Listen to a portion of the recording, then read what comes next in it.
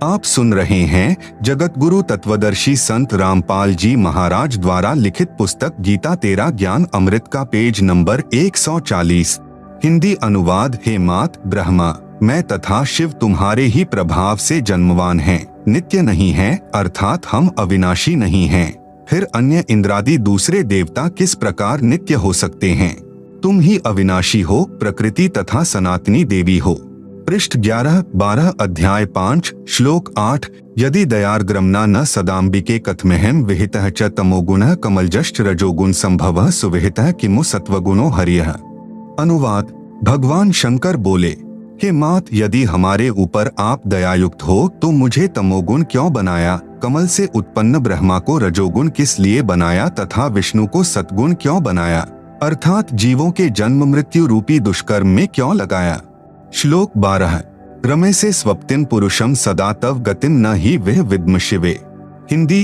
अपने पति पुरुष अर्थात काल भगवान के साथ सदा भोग विलास करती रहती हो, आपकी गति कोई नहीं जानता। निष्कर्ष। उपरोक्त प्रमाणों से प्रमाणित हुआ कि रजगुण ब्रह्मा, सतगुण विष्णु तथा तमगुण शिव है। ये तीनों नाशवान हैं। दुर्गा का पति ब्रह्म यानी काल है, यह उसके साथ भोग विलास करता है। ब्रह्म यानी काल की अव्यक्त रहने की प्रतिज्ञा। सूक्ष्मवेद से शेष सृष्टि रचना।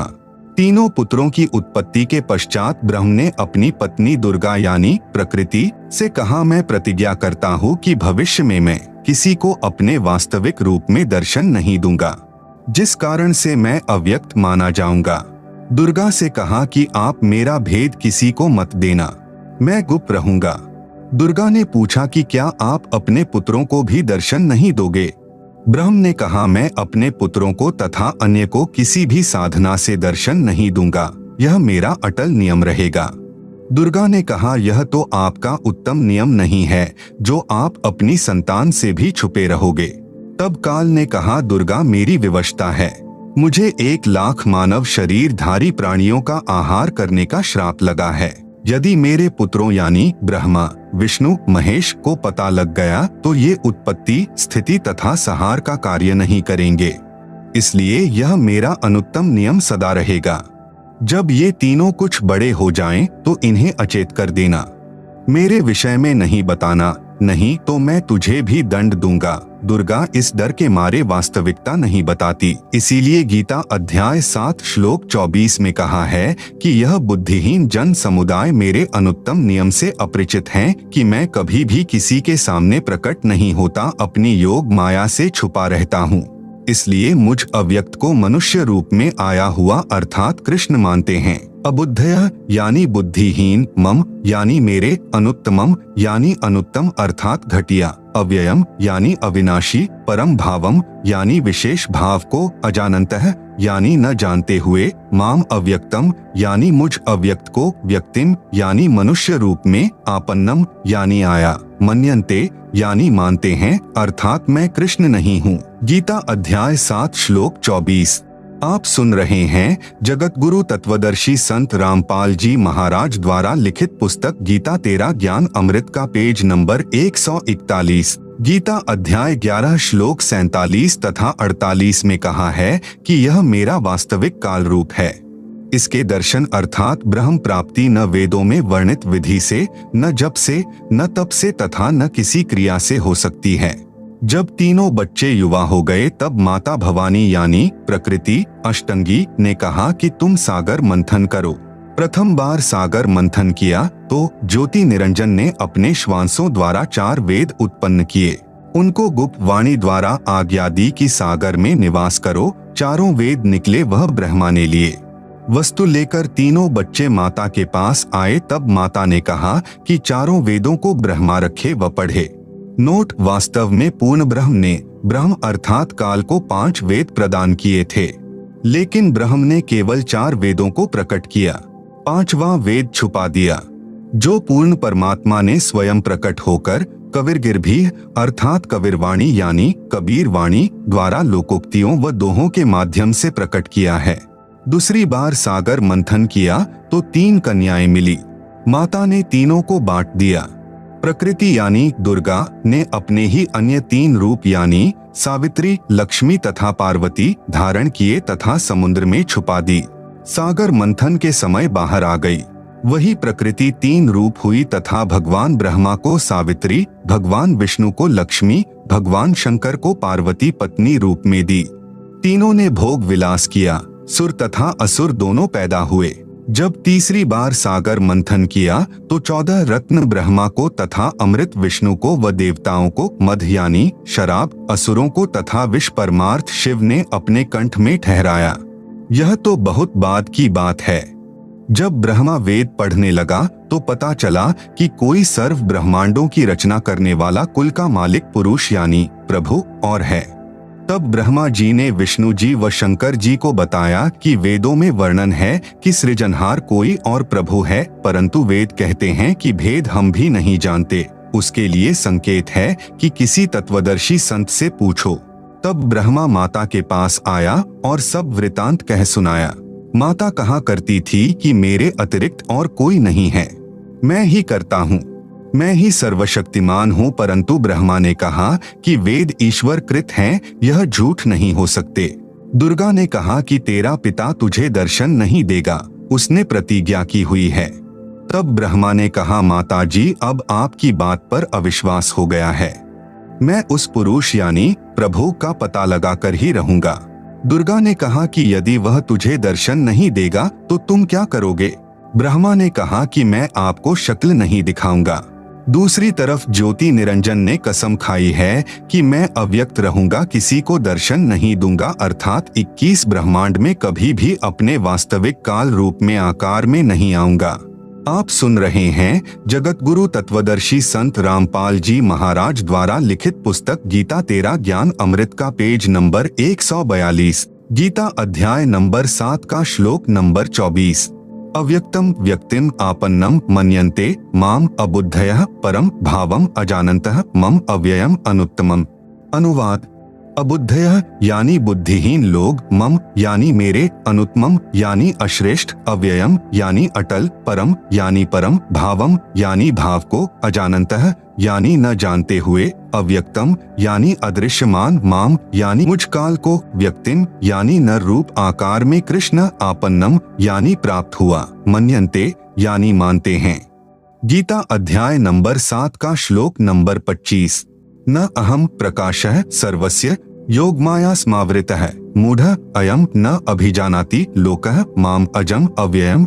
अनुवाद: अहम यानी मैं, योगमाया स्मावृतः यानी योग माया से छिपा हुआ, सर्वस्य यानी सबके, प्रकाशः यानी प्रत्यक्ष, न यानी नहीं होता अर्थात अदृश्य अर्थात अव्यक्त रहता हूँ इसलिए, अजम यानी जन्म न लेने वाले, अव्ययम यानी अविनाशी अटल भाव को, अयम यानी यह, मूढ़ः यानी अज्ञानी, लोकः यानी जन समुदाय संसार, माम यानी मुझे, न यानी नहीं, अभिजानाति यानी जानता अर्थात मुझको कृष्ण समझता है। क्योंकि ब्रह्म अपनी शब्द शक्ति से अपने नाना रूप बना लेता है। यह दुर्गा का पति है, इसलिए इस मंत्र में कह रहा है कि मैं श्री कृष्ण आदि की तरह दुर्गा से जन्म नहीं लेता। ब्रह्मा का अपने पिता यानी काल ब्रह्म की प्राप्ति के लिए प्रयत्न। तब दुर्गा ने ब्रह्मा जी से कहा कि अलख निरंजन तुम्हारा पिता है, परंतु वह तुम्हें दर्शन नहीं देगा। ब्रह्मा ने कहा कि मैं दर्शन करके ही लौटूंगा। माता ने पूछा कि यदि तुझे दर्शन नहीं हुए तो क्या करेगा? ब्रह्मा ने कहा मैं प्रतिज्ञा करता हूँ, यदि पिता के दर्शन नहीं हुए तो मैं आपके समक्ष नहीं आऊंगा। यह कहकर ब्रह्मा जी व्याकुल होकर उत्तर दिशा की तरफ चल दिया, जहाँ अंधेरा ही अंधेरा है। वहाँ ब्रह्मा ने 4 युग तक ध्यान लगाया परंतु कुछ भी प्राप्ति नहीं हुई। काल ने आकाशवाणी की कि दुर्गा सृष्टि रचना क्यों नहीं की? भवानी ने कहा कि आपका ज्येष्ठ पुत्र ब्रह्मा जिद करके आपकी तलाश में गया है। ब्रह्म यानी काल ने कहा उसे वापस बुला लो, मैं उसे दर्शन नहीं दूंगा। ब्रह्मा के बिना जीव उत्पत्ति का सब कार्य असंभव है। तब दुर्गा यानी प्रकृति ने अपनी शब्द शक्ति से गायत्री नाम की लड़की उत्पन्न की तथा उसे ब्रह्मा को लौटा लाने को कहा। गायत्री ब्रह्मा जी के पास गई परंतु ब्रह्मा जी समाधि लगाए हुए थे, उन्हें कोई आभास ही नहीं था कि कोई आया है। तब आदि कुमारी यानी प्रकृति ने गायत्री को ध्यान द्वारा बताया कि इसके चरण स्पर्श कर। तब गायत्री ने ऐसा ही किया। ब्रह्मा जी का ध्यान भंग हुआ तो क्रोधवश बोले कि कौन पापिन है जिसने मेरा ध्यान भंग किया है, मैं तुझे श्राप दूंगा।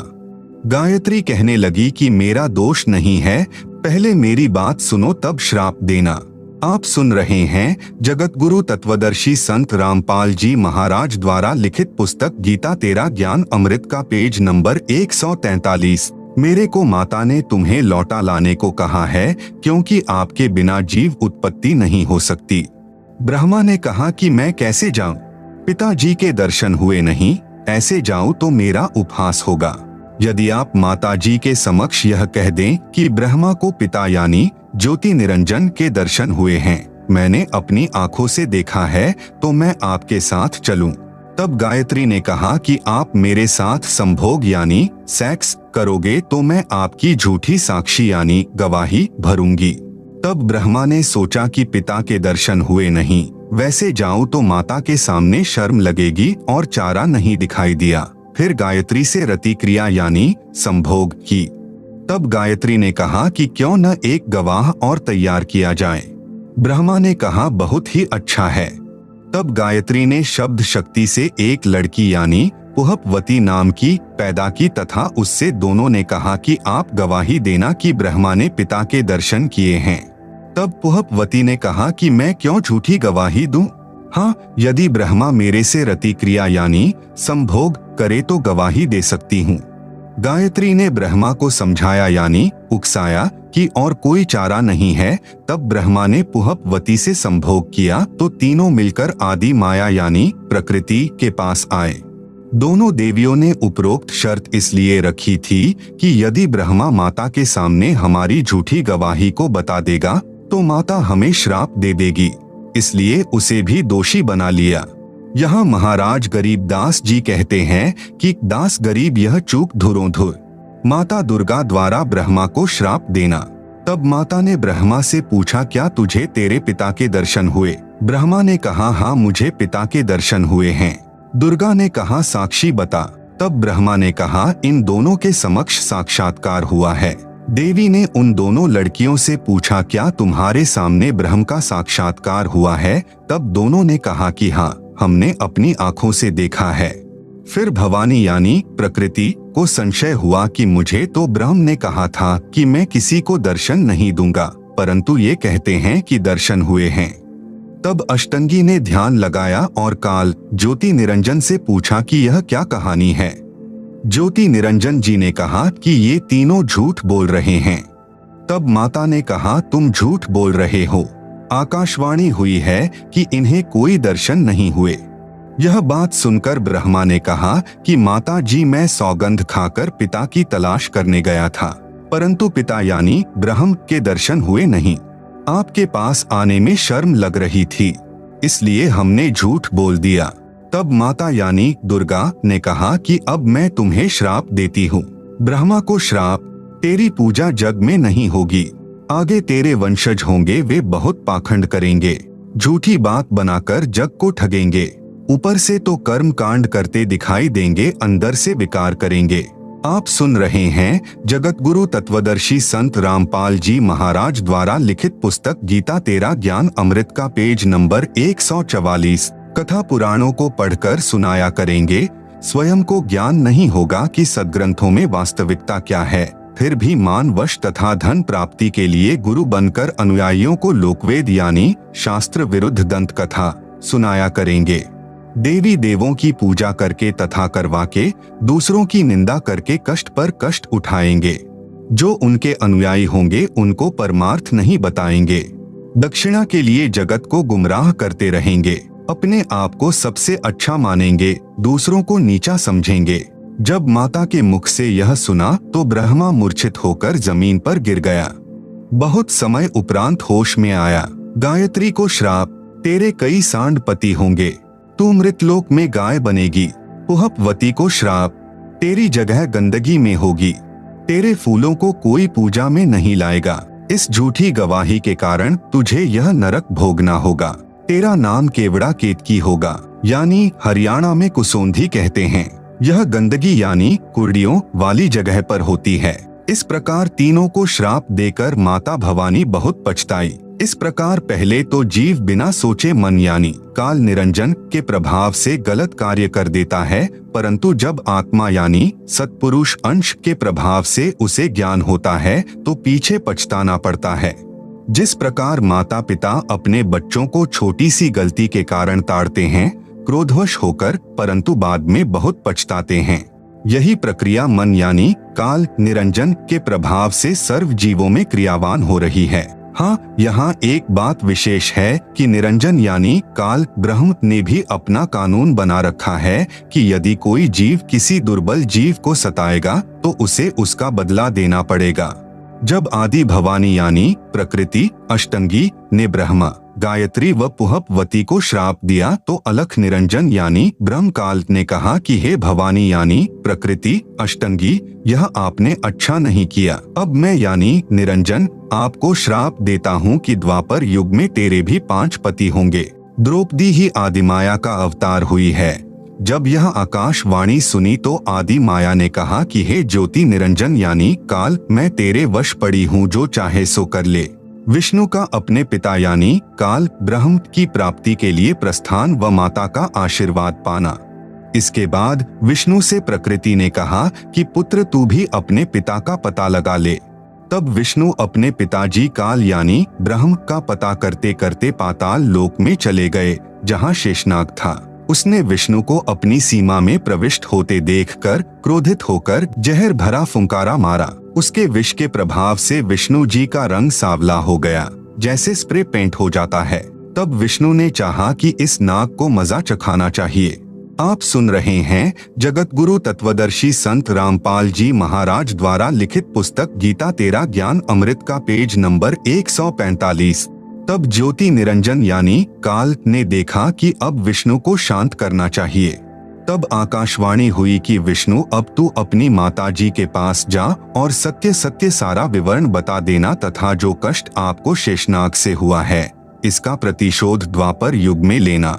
द्वापर युग में आप यानी विष्णु तो कृष्ण अवतार धारण करोगे और कालीदह में कालिंद्री नामक नाग शेषनाग का अवतार होगा। ऊंच होई के नीच सतावे ताकर ओयल यानी बदला मोही सो पावे, जो जीव देई पीर पुनि काहू हम पुनि ओयल दिवावे ताहू। तब विष्णु जी माता जी के पास आए तथा सत्य सत्य कह दिया कि मुझे पिता के दर्शन नहीं हुए।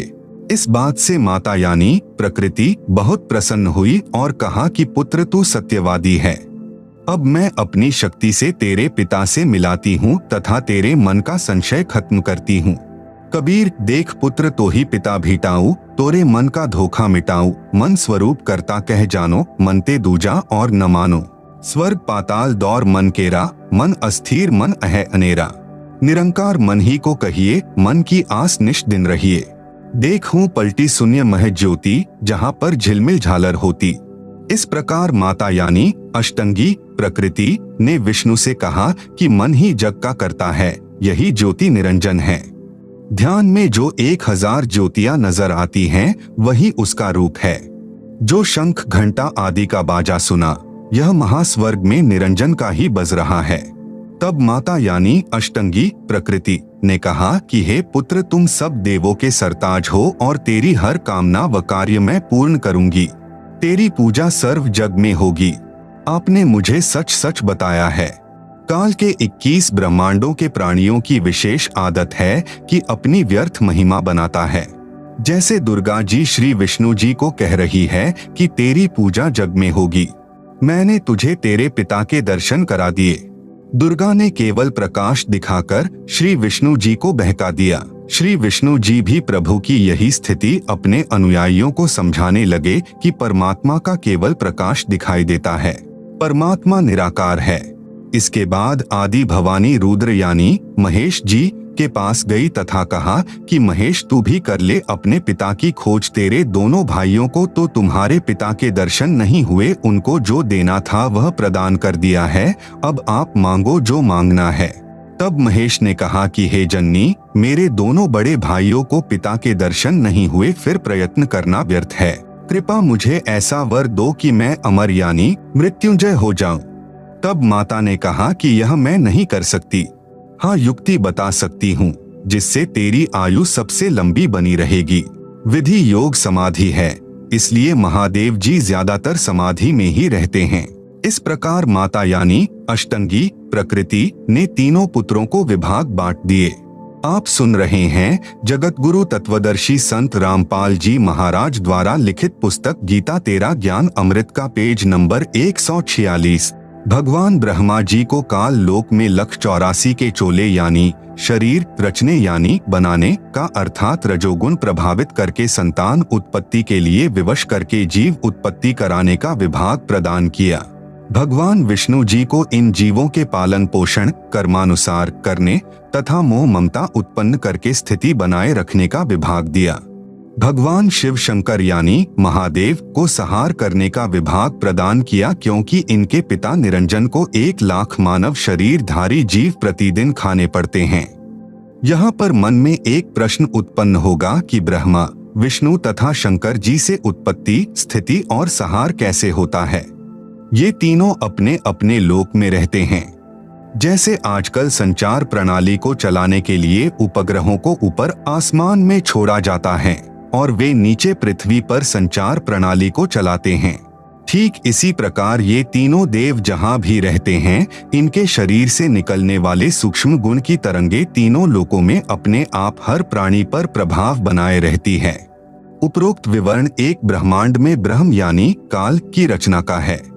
ऐसे क्षर पुरुष यानी काल के 21 ब्रह्मांड हैं, परंतु क्षर पुरुष यानी काल स्वयं व्यक्त अर्थात वास्तविक शरीर रूप में सबके सामने नहीं आता। उसी को प्राप्त करने के लिए तीनों देवों यानी ब्रह्मा जी, विष्णु जी, शिव जी को वेदों में वर्णित विधि अनुसार भरसक साधना करने पर भी ब्रह्म यानी काल के दर्शन नहीं हुए।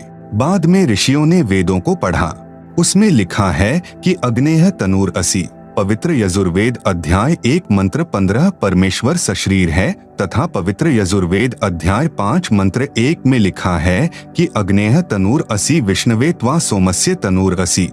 इस मंत्र में 2 बार वेद गवाही दे रहा है कि सर्वव्यापक सर्वपालन करता सत्पुरुष सशरीर है।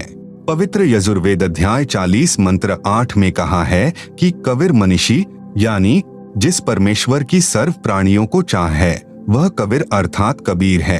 उसका शरीर बिना नाड़ी यानी अस्नाविरम का है। शुक्रम यानी वीर्य से बनी 5 तत्व से बनी भौतिक अकायम यानी काया रहित है।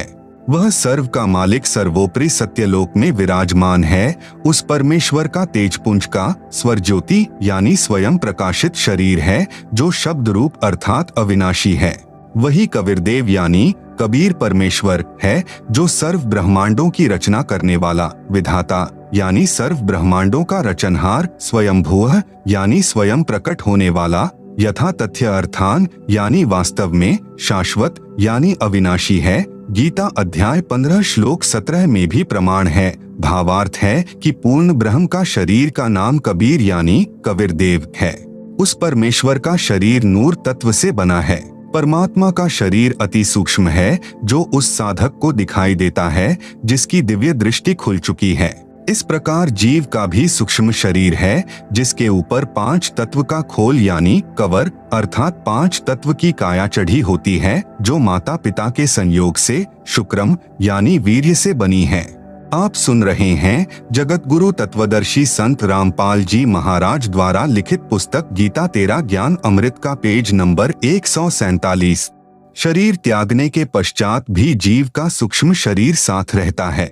वह शरीर उसी साधक को दिखाई देता है जिसकी दिव्य दृष्टि खुल चुकी है। इस प्रकार परमात्मा व जीव की स्थिति को समझें।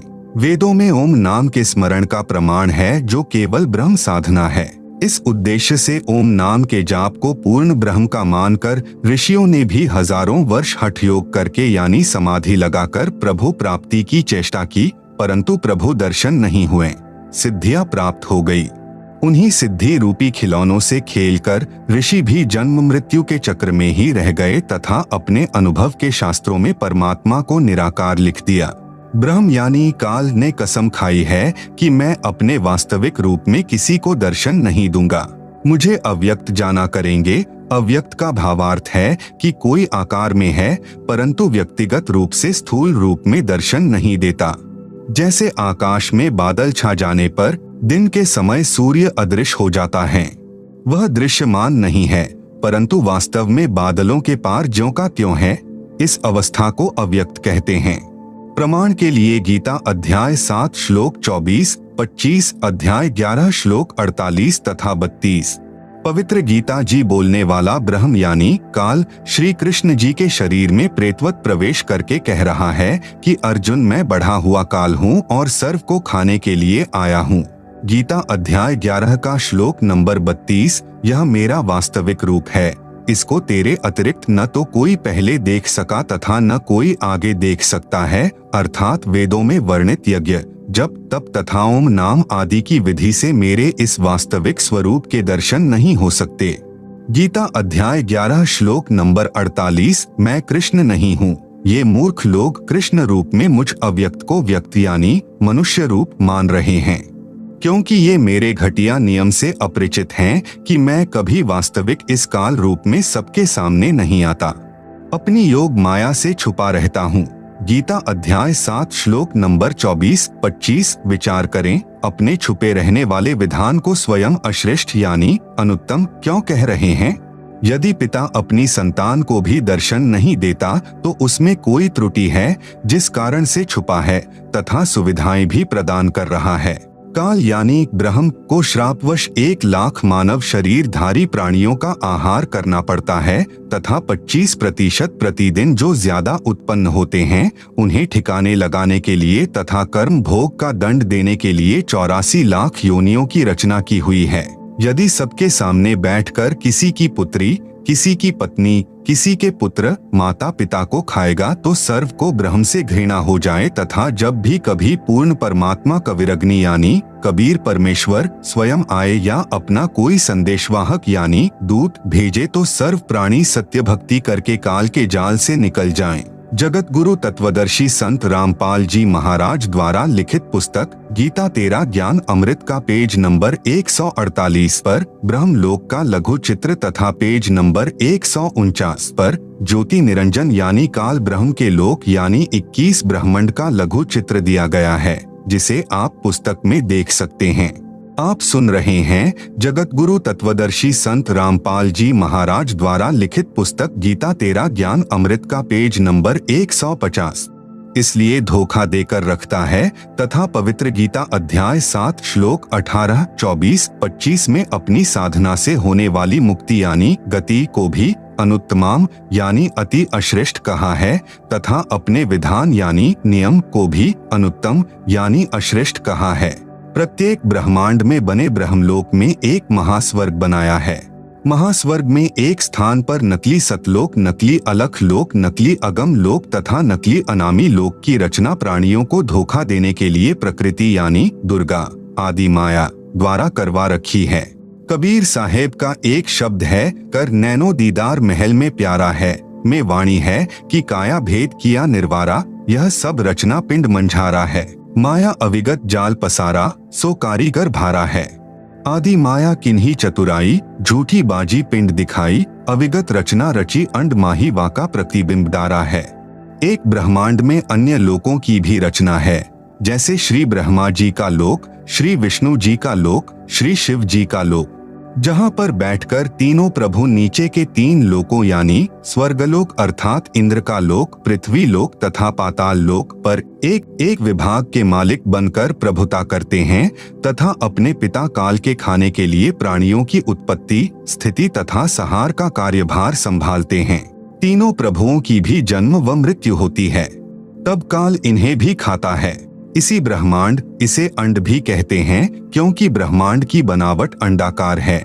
इसे पिंड भी कहते हैं क्योंकि शरीर यानी पिंड में एक ब्रह्मांड की रचना कमलों में टीवी की तरह देखी जाती है।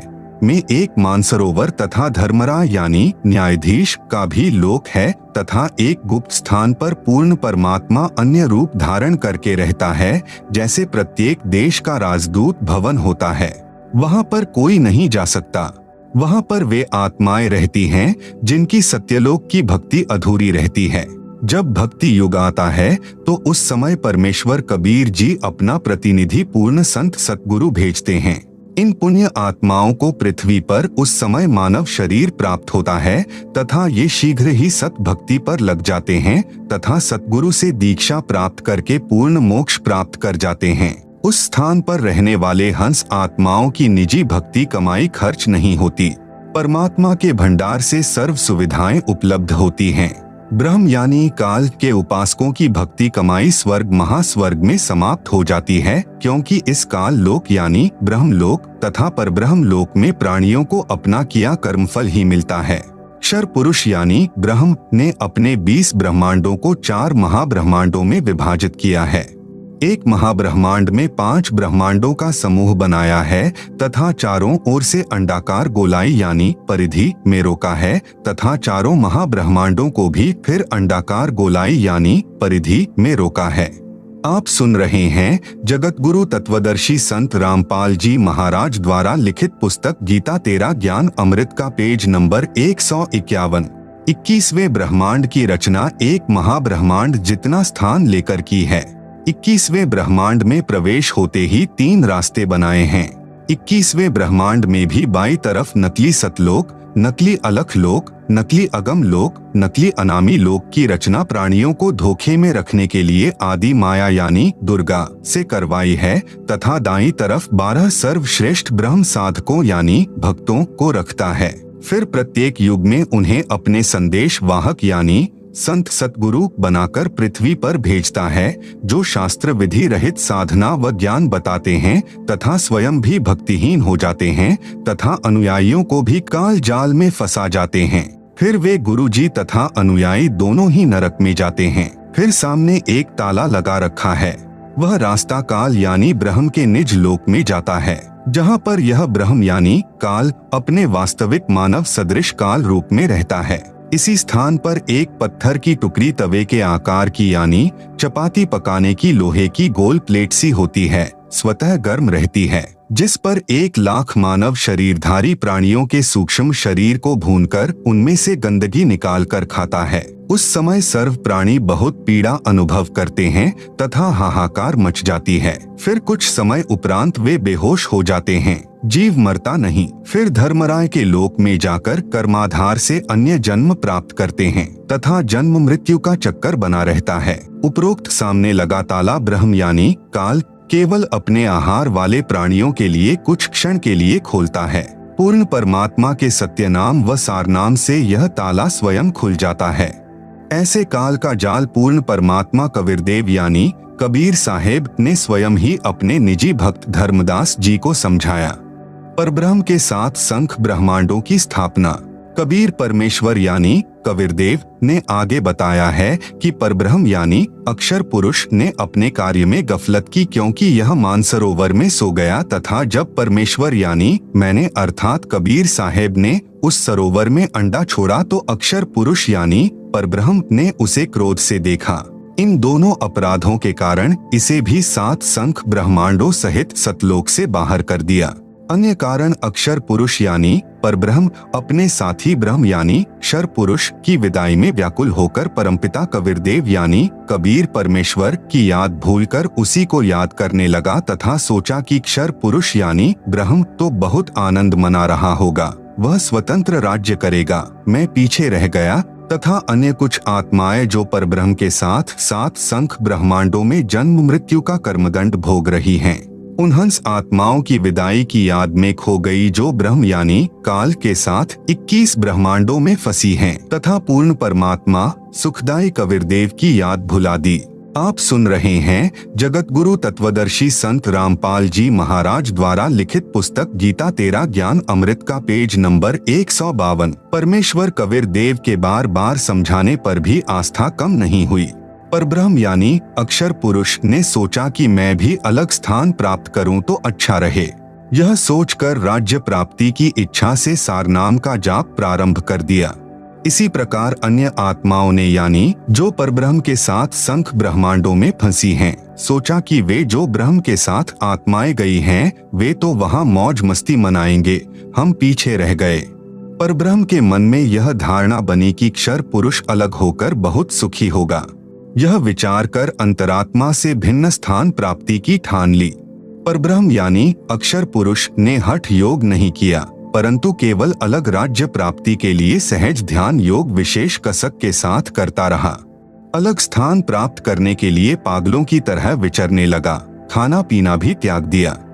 अन्य कुछ आत्माएं जो पहले काल ब्रह्म के साथ गई आत्माओं के प्रेम में व्याकुल थी, वे अक्षर पुरुष के वैराग्य पर आसक्त होकर उसे चाहने लगी। पूर्ण प्रभु के पूछने पर परब्रह्म ने अलग स्थान मांगा तथा कुछ हंसात्माओं के लिए भी याचना की। तब कबीर देव ने कहा कि जो आत्मा आपके साथ स्वेच्छा से जाना चाहें उन्हें भेज देता हूँ। पूर्ण प्रभु ने पूछा कि कौन हंस आत्मा परब्रह्म के साथ जाना चाहता है, सहमति व्यक्त करे। बहुत समय उपरांत एक हंस ने स्वीकृति दी, फिर देखा देखी उन सर्व आत्माओं ने भी सहमति व्यक्त कर दी।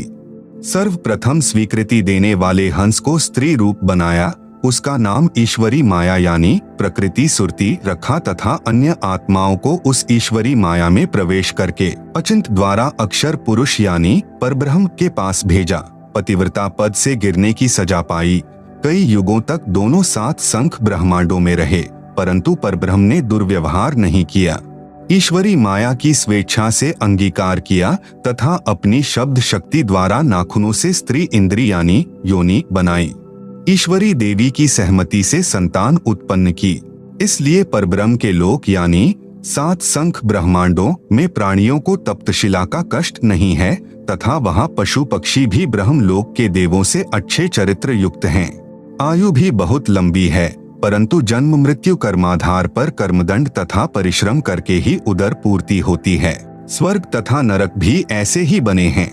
परब्रह्म यानी अक्षर पुरुष को 7 संख ब्रह्मांड उसके इच्छा रूपी भक्ति ध्यान अर्थात सहज समाधि विधि से की उसकी कमाई के प्रतिफल में प्रदान किए तथा सत्यलोक से भिन्न स्थान पर गोलाकार परिधि में बंद करके 7 संख ब्रह्मांडों सहित अक्षर ब्रह्म व ईश्वरी माया को निष्कासित कर दिया। पूर्ण ब्रह्म यानी सत्पुरुष असंख्य ब्रह्मांडों जो सत्यलोक आदि में हैं तथा ब्रह्म के 21 ब्रह्मांडों तथा परब्रह्म के 7 संख ब्रह्मांडों का भी प्रभु यानी मालिक है, अर्थात परमेश्वर कबीरदेव कुल का मालिक है। आप सुन रहे हैं जगत गुरु तत्वदर्शी संत रामपाल जी महाराज द्वारा लिखित पुस्तक गीता तेरा ज्ञान अमृत का पेज नंबर 153। श्री ब्रह्मा जी, श्री विष्णु जी तथा श्री शिव जी आदि के 4 भुजाएं तथा 16 कलाएं हैं तथा प्रकृति देवी यानी दुर्गा की 8 भुजाएं हैं तथा 64 कलाएं हैं। ब्रह्म यानी क्षर पुरुष की 1000 भुजाएं हैं तथा 1000 कलाएं हैं तथा 21 ब्रह्मांडों का प्रभु है। परब्रह्म यानी अक्षर पुरुष की 10,000 भुजाएं हैं तथा 10,000 कला हैं तथा 7 संख ब्रह्मांडों का प्रभु है। पूर्ण ब्रह्म यानी परम अक्षर पुरुष अर्थात सत्पुरुष की असंख्य भुजाएं तथा असंख्य कलाएं हैं तथा ब्रह्म के 21 ब्रह्मांड व परब्रह्म के 7 संख ब्रह्मांडों सहित असंख्य ब्रह्मांडों का प्रभु है। प्रत्येक प्रभु अपनी सर्व भुजाओं को समेटकर केवल 2 भुजाएं भी रख सकते हैं तथा जब चाहे सर्व भुजाओं को भी प्रकट कर सकते हैं। पूर्ण परमात्मा परब्रह्म के प्रत्येक ब्रह्मांड में भी अलग स्थान बनाकर अन्य रूप में गुप्त रहता है। यूं समझो जैसे एक घूमने वाला कैमरा बाहर लगा देते हैं तथा अंदर टीवी यानी टेलीविजन रख देते हैं। टीवी पर बाहर का सर्व दृश्य नजर आता है तथा दूसरा टीवी बाहर रखकर अंदर का कैमरा स्थायी करके रख दिया जाए, उसमें केवल अंदर बैठे प्रबंधक का चित्र दिखाई देता है, जिससे सर्व कर्मचारी सावधान रहते हैं। इसी प्रकार पूर्ण परमात्मा अपने सतलोक में बैठकर सर्व को नियंत्रित किए हुए हैं तथा प्रत्येक ब्रह्मांड में भी सतगुरु कबीरदेव विद्यमान रहते हैं, जैसे सूर्य दूर होते हुए भी अपना प्रभाव अन्य लोकों में बनाए हुए है। आप सुन रहे हैं जगत गुरु तत्वदर्शी संत रामपाल जी महाराज द्वारा लिखित पुस्तक गीता तेरा ज्ञान अमृत का पेज नंबर 154। पवित्र अथर्ववेद में सृष्टि रचना का प्रमाण। अथर्ववेद कांड नंबर 4 अनुवाक नंबर 1 मंत्र नंबर 1। ब्रह्म जज्ञानं प्रथमं पुरस्ताद विसीमतः सुरुचोवेन आवह स बुधन्या उपमा अस्य विष्ठाः सतश्च योनिं सतश्च विवः। ब्रह्म जज्ञानम प्रथमं पुरस्तात् विसिमतः सुरुचः वेन आवः स बुधन्याः उपमा अस्य विष्ठाः सतः च योनिम असतः च विवह। अनुवाद प्रथमम यानी प्राचीन अर्थात सनातन, ब्रह्म यानी परमात्मा ने, ज यानी प्रकट होकर, ज्ञानम यानी अपनी सूझबूझ से, पुरस्तात् यानी शिखर में अर्थात सतलोक आदि को, सुरुचः यानी स्वेच्छा से बड़े चाव से स्वप्रकाशित, विसिमतः यानी सीमा रहित अर्थात विशाल सीमा वाले भिन्न लोकों को रचा। उस वेनः यानी जुलाहे ने ताने अर्थात कपड़े की तरह बुनकर, आवह यानी सुरक्षित किया, च यानी तथा, सह यानी वह पूर्ण ब्रह्म ही सर्व रचना करता है, अस्य यानी इसलिए उसी, बुधन्याः यानी मूल मालिक ने, योनिम यानी मूलस्थान सत्यलोक की रचना की है, अस्य यानी इसके, उपमा यानी सदृश अर्थात मिलते जुलते, सतह यानी अक्षर पुरुष अर्थात परब्रह्म के लोक कुछ स्थायी, च यानी तथा, असतः यानी क्षर पुरुष के अस्थायी लोक आदि, विवह यानी आवास स्थान भिन्न, विष्ठाः यानी स्थापित किए। भावार्थ पवित्र वेदों को बोलने वाला ब्रह्म यानी काल कह रहा है कि सनातन परमेश्वर ने स्वयं अनामय यानी अनामी लोक से सत्यलोक में प्रकट होकर अपनी सूझबूझ से कपड़े की तरह रचना करके ऊपर के सतलोक आदि को सीमा रहित स्वप्रकाशित अजर अमर अर्थात अविनाशी ठहराए तथा नीचे के परब्रह्म के साथ संख ब्रह्मांड तथा ब्रह्म के 21 ब्रह्मांड व इनमें छोटी से छोटी रचना भी उसी परमात्मा ने अस्थायी की है। अथर्ववेद कांड नंबर 4 अनुवाक नंबर 1 मंत्र नंबर 2। यम पितया राष्ट्रयत्वग्रे प्रथमाय जनुषे भुवनेष्ठा है तस्मा एतम सुरुचम हवारमह्यम धर्मम श्रीणान्तु प्रथमाय धास्यवे। यम पितया राष्ट्री एतु अग्रे प्रथमाय जनुषे भुवनेष्ठा तस्मा एतम सुरुचम हवारमह्यम धर्मम श्रीणान्तु प्रथमाय धास्यवे। अनुवाद यम यानी इसी, पितृया यानी जगत पिता परमेश्वर ने, एतु यानी इस, अग्रे यानी सर्वोत्तम, प्रथमाय यानी सर्व से पहली माया परानंदनी, राष्ट्री यानी राजेश्वरी शक्ति अर्थात पराशक्ति जिसे आकर्षण शक्ति भी कहते हैं, को जनुषे यानी उत्पन्न करके, भुवनेष्ठाः यानी लोक स्थापना की, तस्मा यानी उसी परमेश्वर ने, सुरुचम यानी बड़े चाव के साथ स्वेच्छा से, एतम यानी इस, प्रथमाय यानी प्रथम उत्पत्ति की शक्ति अर्थात पराशक्ति के द्वारा, हवारमह्यम यानी एक दूसरे के वियोग को रोकने अर्थात आकर्षण शक्ति के, श्रीणान्तु यानी गुरुत्व आकर्षण को परमात्मा ने आदेश दिया सदा रहो उस कभी समाप्त न होने वाले, धर्मम यानी स्वभाव से, धास्यवे यानी धारण करके ताने अर्थात कपड़े की तरह बुनकर रोके हुए हैं।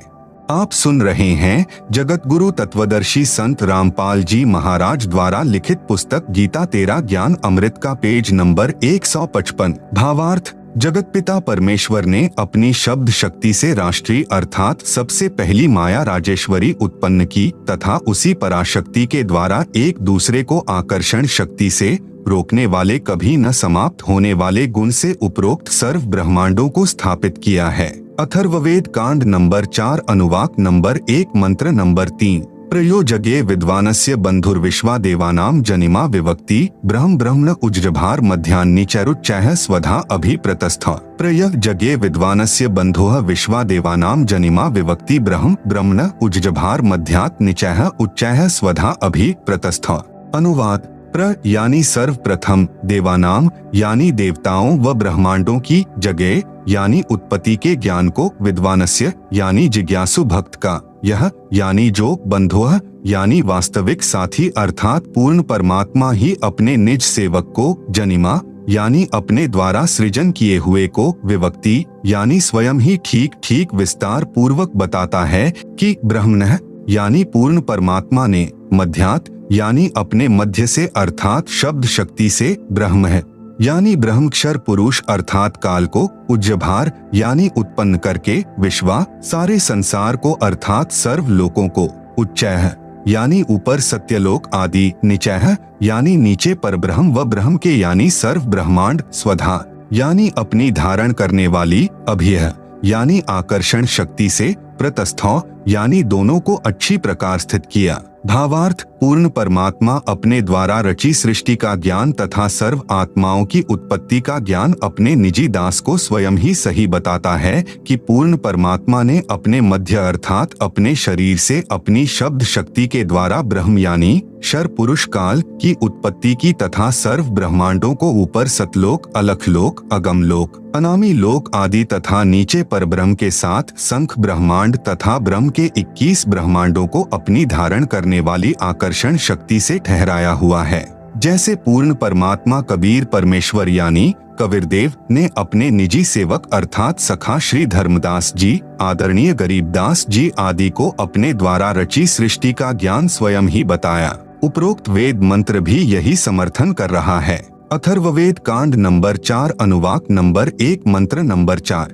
स हि दिवः स पृथिव्या ऋतस्था मही क्षेमं रोदसी अकस्भायत महान मही अस्कभायत विजातः धाम सदम पार्थिवम चरजय। स हि दिवः स पृथिव्या ऋतस्था मही क्षेमं रोदसी अकस्भायत महान मही अस्कभायत विजातः धाम सदम पार्थिवम चरजय।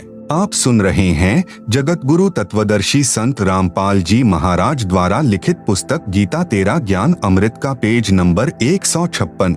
अनुवाद। सह यानी उसी सर्वशक्तिमान परमात्मा ने ही यानी निःसंदेह दिवह यानी ऊपर के चारों दिव्य लोक जैसे सत्यलोक, अलखलोक, अगम लोक तथा अनामी अर्थात अकह लोक अर्थात दिव्य गुणों युक्त लोकों को ऋतस्था यानी सत्य स्थिर अर्थात अजर अमर रूप से स्थिर किए। स यानी उन्हीं के समान पृथिव्या यानी नीचे के पृथ्वी वाले सर्व लोकों जैसे परब्रह्म के साथ संख तथा ब्रह्म काल के 21 ब्रह्मांड मही यानी पृथ्वी तत्व से क्षेमम यानी सुरक्षा के साथ अस्कभायत यानी ठहराया रोदसी यानी आकाश तत्व तथा पृथ्वी तत्व दोनों से ऊपर नीचे के ब्रह्मांडों को जैसे आकाश एक सूक्ष्म तत्व है।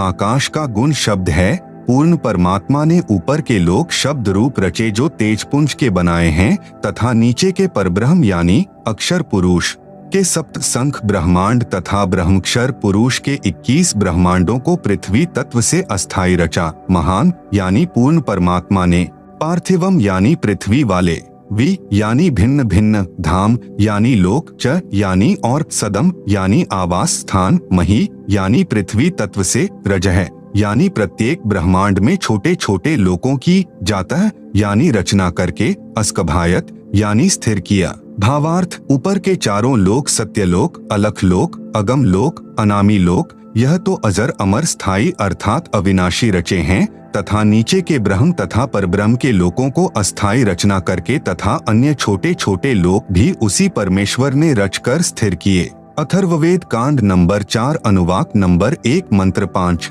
स बुधन्यादाष्ट्र जनुषो अभ्यग्रम बृहस्पतिर्देवता तस्य सम्राट आहर्यत शुक्रम ज्योतिषो जनिष्ठात् द्युमन्तो वि वसन्तु विप्राह। स बुधन्यात् आष्ट्र जनुषे अभि अग्रम बृहस्पतिः देवता तस्य सम्राट अह यत् शुक्रम ज्योतिषः जनिष्ठ अथ द्युमन्तः वि वसन्तु विप्राह। अनुवाद। सह यानी उसी, बुधन्यात यानी मूल मालिक से, अभि अग्रम यानी सर्वप्रथम स्थान पर, आष्ट्र यानी अष्टंगी माया दुर्गा अर्थात प्रकृति देवी, जनुषेह यानी उत्पन्न हुई क्योंकि नीचे के परब्रह्म व ब्रह्म के लोकों का प्रथम स्थान सतलोक है, यह तीसरा धाम भी कहलाता है। तस्य यानी इस दुर्गा का भी मालिक यही, सम्राट यानी राजाधिराज, बृहस्पतिः यानी सबसे बड़ा पति व जगत गुरु देवता यानी परमेश्वर है। यत यानी जिससे, अह यानी सबका वियोग हुआ, अथ यानी इसके बाद, ज्योतिषः यानी ज्योति रूप निरंजन अर्थात काल के, शुक्रम यानी वीर्य अर्थात बीज शक्ति से, जनिष्ठ यानी दुर्गा के उदर से उत्पन्न होकर, विप्राह यानी भक्त आत्माएं, वि यानी अलग से, धूमन्तः यानी मनुष्य लोक तथा स्वर्ग लोक में ज्योति निरंजन के आदेश से दुर्गा ने कहा, वसंतु यानी निवास करो अर्थात वे निवास करने लगी। भावार्थ, पूर्ण परमात्मा ने ऊपर के चारों लोकों में से जो नीचे से सबसे प्रथम अर्थात सत्यलोक में आष्ट्रा अर्थात अष्टंगी यानी प्रकृति देवी दुर्गा की उत्पत्ति की। आप सुन रहे हैं जगत गुरु तत्वदर्शी संत रामपाल जी महाराज द्वारा लिखित पुस्तक गीता तेरा ज्ञान अमृत का पेज नंबर 157। यही राजाधिराज जगत गुरु पूर्ण परमेश्वर यानी सत्पुरुष है जिससे सबका वियोग हुआ है। फिर सर्व प्राणी ज्योति निरंजन यानी काल के वीर्य यानी बीज से दुर्गा यानी आष्ट्रा के गर्भ द्वारा उत्पन्न होकर स्वर्ग लोक व पृथ्वी लोक पर निवास करने लगे। अथर्ववेद कांड नंबर 4 अनुवाक नंबर 1 मंत्र 6। नूनम तदस्य काव्यो हिनोति महो देवस्य पूर्व्यस्य धाम एष जगे बहुभ्यः साकमित्था पूर्व अर्धे विशिते ससन्नु। नूनम तत् अस्य काव्यः महा देवस्य पूर्व्यस्य धाम हिनोति पूर्वे विशिते एष जगे बहुभ्यः साकम इत्था अर्धे ससन्नु। अनुवाद। नूनम यानी निसंदेह, तत् यानी वह पूर्ण परमेश्वर अर्थात तत् ब्रह्म ही, अस्य यानी इस, काव्यः यानी भक्त आत्मा जो पूर्ण परमेश्वर की भक्ति विधिवत करता है को वापस, महा यानी सर्वशक्तिमान, देवस्य यानी परमेश्वर के, पूर्व्यस्य यानी पहले के, धाम यानी लोक में अर्थात सत्यलोक में, हिनोति यानी भेजता है, पूर्वे यानी पहले वाले, विशिते यानी विशेष चाहे हुए, एश यानी इस परमेश्वर को, व जगे यानी सृष्टि उत्पत्ति के ज्ञान को जानकर, बहुभ्यः यानी बहुत आनंद, साकम यानी के साथ, अर्धे यानी आधा, ससन यानी सोता हुआ, इत्था यानी विधिवत इस प्रकार, नु यानी सच्ची आत्मा से स्तुति करता है। भावार्थ, वही पूर्ण परमेश्वर सत्य साधना करने वाले साधक को उसी पहले वाले स्थान यानी सत्यलोक में ले जाता है जहां से बिछुड़ कर आए थे। वहां उस वास्तविक सुखदायी प्रभु को प्राप्त करके खुशी से आत्म विभोर होकर मस्ती से स्तुति करता है कि हे परमात्मा, असंख्य जन्मों के भूले भटकों को वास्तविक ठिकाना मिल गया। इसी का प्रमाण पवित्र ऋग्वेद मंडल 10 सूक्त 90 मंत्र 16 में भी है। आप सुन रहे हैं जगत गुरु तत्वदर्शी संत रामपाल जी महाराज द्वारा लिखित पुस्तक गीता तेरा ज्ञान अमृत का पेज नंबर 158 पर ऊपर जड़ नीचे शाखा वाला उल्टा लटका हुआ संसार रूपी वृक्ष का चित्र दिया गया है, जिसे आप पुस्तक में देख सकते हैं। आप सुन रहे हैं जगत गुरु तत्वदर्शी संत रामपाल जी महाराज द्वारा लिखित पुस्तक गीता तेरा ज्ञान अमृत का पेज नंबर 159। आदरणीय गरीबदास जी को इसी प्रकार पूर्ण परमात्मा कबीरदेव यानी कबीर परमेश्वर स्वयं सत्य भक्ति प्रदान करके सत्यलोक लेकर गए थे। तब अपनी अमृतवाणी में आदरणीय गरीबदास जी महाराज ने आंखों देखकर कहा, गरीब अजब नगर में ले गए हमको सतगुरु आन, झिलके बिंब अगाध गति सुते चादरतान। अथर्ववेद कांड नंबर 4 अनुवाक नंबर 1 मंत्र 7। यो अथर्वाणम पित्तरम देवबंधुम बृहस्पतिम नमसाव च गच्छात् त्वं विश्वेशाम जनिता यथा स कबीरदेवो न दभायत स्वधावान। यह अथर्वाणम पित्तरम देवबंधुम बृहस्पतिम नमसा अव च गच्छात् त्वं विश्वेशाम जनिता यथा स कबीरदेवः न दभायत स्वधावान।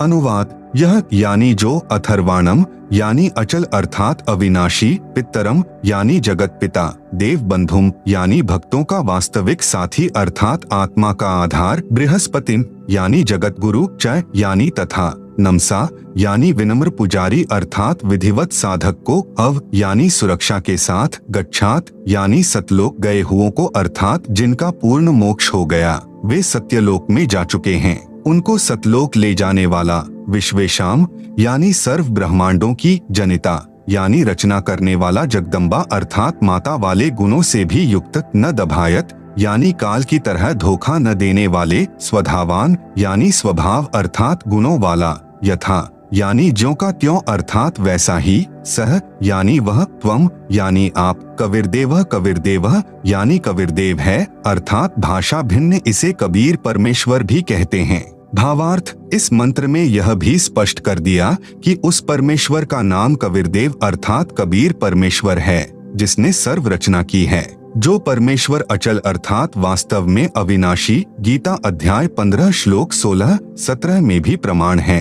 जगत गुरु आत्माधार जो पूर्ण मुक्त होकर सत्यलोक गए हैं, उनको सतलोक ले जाने वाला, सर्व ब्रह्मांडों का रचनहार, काल यानी ब्रह्म की तरह धोखा न देने वाला, ज्यों का त्यों वह स्वयं कबीरदेव अर्थात कबीर प्रभु है। यही परमेश्वर सर्व ब्रह्मांडों व प्राणियों को अपनी शब्द शक्ति से उत्पन्न करने के कारण जनिता यानी माता भी कहलाता है, तथा पितरम यानी पिता तथा बंधु यानी भाई भी वास्तव में यही है, तथा देव यानी परमेश्वर भी यही है। इसलिए इसी कबीरदेव यानी कबीर परमेश्वर की स्तुति किया करते हैं। त्वमेव माता च पिता त्वमेव बंधु च सखा त्वमेव विद्या च द्रविणम त्वमेव सर्वम मम देव। इसी परमेश्वर की महिमा का पवित्र ऋग्वेद मंडल नंबर 1 सूक्त नंबर 24 में विस्तृत विवरण है। आप सुन रहे हैं जगत गुरु तत्वदर्शी संत रामपाल जी महाराज द्वारा लिखित पुस्तक गीता तेरा ज्ञान अमृत का पेज नंबर 160। पवित्र ऋग्वेद में सृष्टि रचना का प्रमाण। ऋग्वेद मंडल 10 सूक्त 90 मंत्र 1 सहस्र शीर्षा पुरुषः सहस्राक्षः सहस्रपात् स भूमिं विश्वतोम वरित्वात्यतिष्ठत् दशांगुलम। सहस्र शीर्षा पुरुषः सहस्राक्षः सहस्रपात् स भूमिं विश्वतः वृत्वा अत्यातिष्ठत दशंगुलम। अनुवाद पुरुषः यानी विराट रूप काल भगवान अर्थात क्षर पुरुष, सहस्र शीर्षा यानी 1000 सिरों वाला, सहस्राक्षः यानी 1000 आँखों वाला, सहस्रपात यानी 1000 पैरों वाला है। स यानी वह काल, भूमिम यानी पृथ्वी वाले 21 ब्रह्मांडों को, विश्वतः यानी सब ओर से, दशंगुलम यानी 10 अंगुलियों से अर्थात पूर्ण रूप से काबू किए हुए, वृत्वा यानी गोलाकार घेरे में घेर कर, अत्यातिष्ठत यानी इससे बढ़कर अर्थात अपने काल लोक में सबसे न्यारा भी 21वें ब्रह्मांड में ठहरा है अर्थात रहता है। भावार्थ इस मंत्र में विराट यानी काल ब्रह्म का वर्णन है। गीता अध्याय 10-11 में भी इसी काल ब्रह्म का ऐसा ही वर्णन है। अध्याय 11 मंत्र नंबर 46 में अर्जुन ने कहा है कि हे सहस्राबाहु अर्थात 1000 भुजा वाले आप अपने चतुर्भुज रूप में दर्शन दीजिए, जिसके हजारों हाथ पैर, हजारों आंखें कान आदि हैं। वह विराट रूप काल यानी क्षर प्रभु अपने अधीन सर्व प्राणियों को पूर्ण काबू करके अर्थात 20 ब्रह्मांडों को गोलाकार परिधि में रोककर स्वयं इनसे ऊपर यानी अलग 21वें ब्रह्मांड में बैठा है।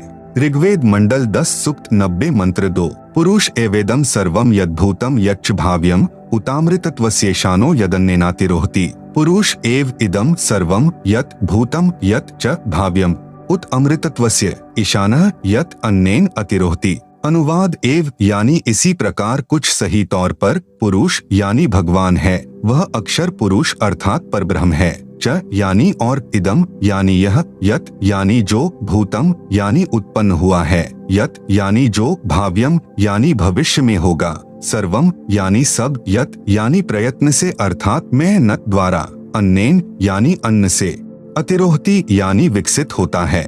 यह अक्षर पुरुष भी उत यानी संदेह युक्त, अमृतत्वस्य यानी मोक्ष का, ईशानः यानी स्वामी है अर्थात भगवान तो अक्षर पुरुष भी कुछ सही है परंतु पूर्ण मोक्षदायक नहीं है।